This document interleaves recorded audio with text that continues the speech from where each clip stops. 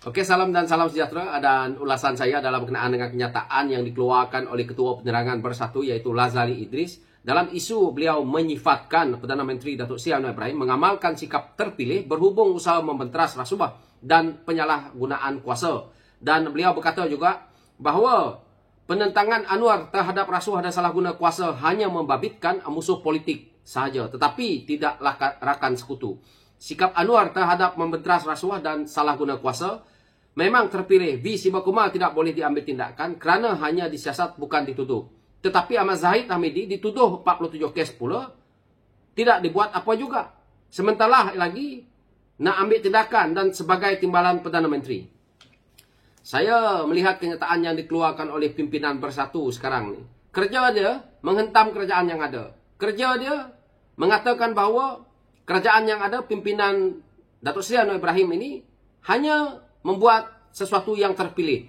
Tetapi mereka sewaktu menjadi kerajaan, mereka lupa kes Datuk Seri Zahid Hamidi ini bukan di zaman hari ini. Tetapi kes ini adalah daripada mereka sendiri dalam kerajaan dah ada kes ni, 47 kes ini. Kenapa mereka tidak selesaikan dalam waktu mereka menjadi kerajaan selama 33 bulan? Sepatutnya kes ini dah selesai.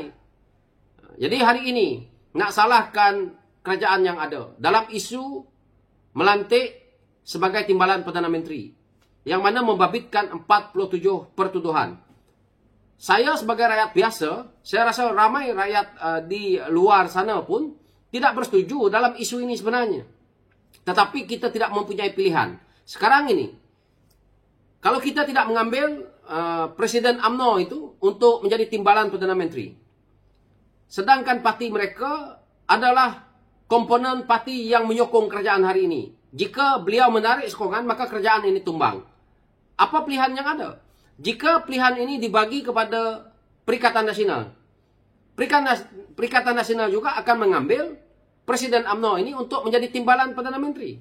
Isu kes yang bersabit dengan beliau 47 kes ini memang menjadi konflik yang menjadi isu panas, bualan panas di luar sana. Ramai rakyat yang memang tidak bersetuju, tetapi kita terpaksa akur kepada sistem mahkamah itu sendiri. Yang mana kita tahu melibatkan 47 pertuduhan ini. Itu yang saya selalu ulang. Jika beliau didapati bersalah dan akhirnya disumbat dalam penjara contohnya, maka kita perlu mengganti dengan yang lain. Dan kita tidak mahu juga kerajaan yang ada hari ini berkompromi dalam isu ini. Tetapi kalau nak menyalahkan Perdana Menteri yang ada hari ini, seolah-olah tidak mengambil peduli kes ini. Kes Datuk Seri Zahid Hamidi ini berjalan tahu di mahkamah. Bukan dibatalkan, bukan dibubarkan, ataupun didapati tidak bersalah. Jadi, dalam isu mereka nak mempolitikkan berkenaan dengan isu rasuah dan penyelewengan ataupun mengambil tindakan hanya membabitkan musuh politik ini. Pada saya ini adalah sandiwara. Sandiwara kerajaan PN. Kerajaan yang ada hari ini, satu makhluk pun yang menjadi ketua-ketua di jabatan kerajaan ni belum ditukar. Ketua Polis Negara itulah. Yang ada dekat SPRM itulah. Ketua Hakim Negara itulah. Jadi Peguam Negara itulah. Semuanya lah. Jadi bagaimana kamu kata bahawa kerajaan yang ada hari ini seolah-olah menyerang musuh politik saja dan tidak mengambil tindakan kepada mereka yang bersekutu ada dalam kerajaan ini. Kita lihat apa yang berlaku di zaman Perikatan Nasional. SPRM hampir lumpuh, tak boleh nak menyiasat kerajaan. Yang kerjanya mencari salah pembangkang. Orang yang pergi buat laporan polis, orang itu yang kena tangkap. Padahal melibatkan kes yang membabitkan duit rakyat. Contoh kes Rafizi Lamli. Rafizi Lamli pergi buat laporan polis berkenaan dengan isu kapal LCS. Akhirnya Rafizi Lamli pula yang dirampas telefon lah, disiasat lah. Yang pergi buat laporan siapa? Hanya macai-macai politik yang menjadi setiausaha politik kepada menteri lah dan sebagainya. Hari ini hilang kuasa, meroyan. Nah, inilah sikap mereka ini. Jadi hari ini kamu mempersoalkan bahawa seolah-olah Datuk Seri Anwar Ibrahim menggunakan kuasa. Jelas kita lihat melibatkan Menteri V. Sibakumar ini, kementerian disiasat, ada orang ditahan, ada orang disiasat juga, diambil juga keterangan. Jadi isunya sekarang, Kalau Perdana Menteri ini pilih kasih ya, saya rasa dia tidak bagi SPRM, dia bagi telefonnya kepada ketua SPRM untuk tak payah ngacau kerajaan yang ada hari ini, biar kukuh. Kamu pergi kacau saja pihak pembangkang. Senang. Arahan dibagi saja kepada Menteri KDN. Menteri KDN jalanlah tugas. Ini adalah satu yang sepatutnya pihak pembangkang tak perlu mainkan isu ini ulang-ulang. Pihak pembangkang pun kalau berada sebagai kerajaan hari ini pun tidak mempunyai pilihan. Pilihan yang ada adalah terpaksa ambil Presiden UMNO untuk jadi timbalan. Kalau tidak, dia tarik sokongan. Ini bukan zaman yang mana mereka dulu boleh tarik satu persatu, boleh ambil kata. Bukan.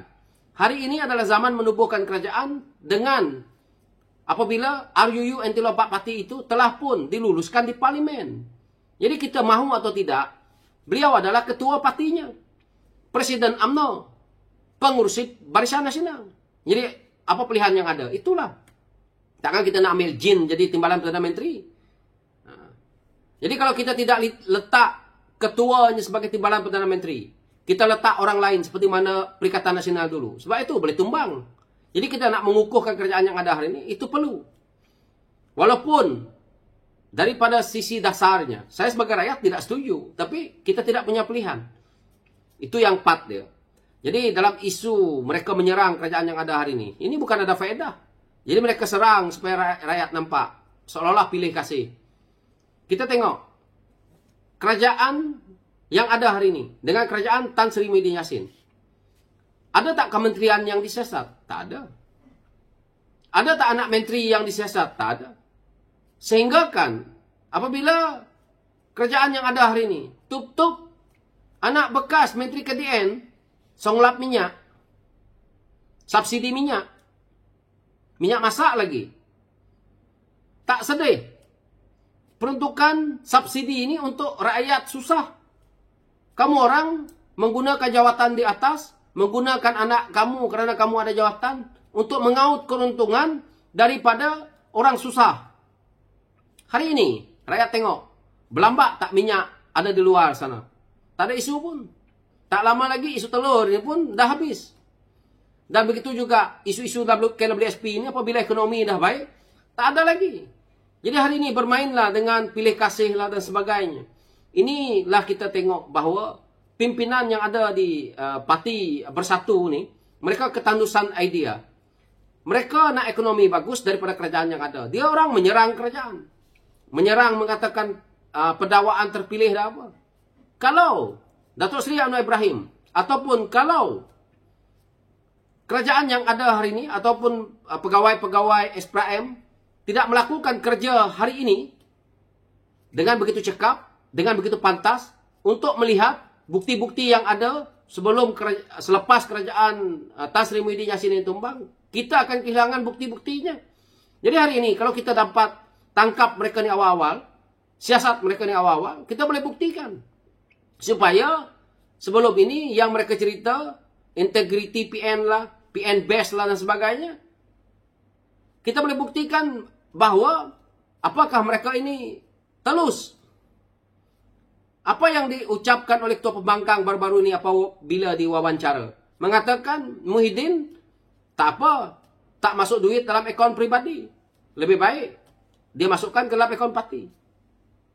Namanya rasuah, namanya salah guna kuasa, nak masuk akaun parti ke, nak akaun siapa pun, itu juga bersalah. Jadi hari ini duit dalam akaun parti Bersatu banyak, rakyat susah. Apa yang geng-geng Bersatu ni nak meroyan sangat ni ceritanya. Jadi itu saja dia punya isunya. Saya lihat apabila mereka keluar kenyataan, menyerang kerajaan yang ada, minta peruntukan nanti dengan kerajaan yang ada. Lepas tu kritik lagi. Jadi kerajaan yang ada hari ini, jangan mengambil pandangan daripada orang-orang yang seperti Parti Bersatu ni.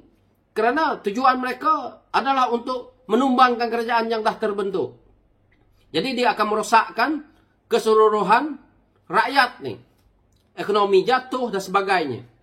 Maka di sini saya lihat kepimpinan Bersatu, kalau nak menyerang kerajaan tu buat dulu analisa.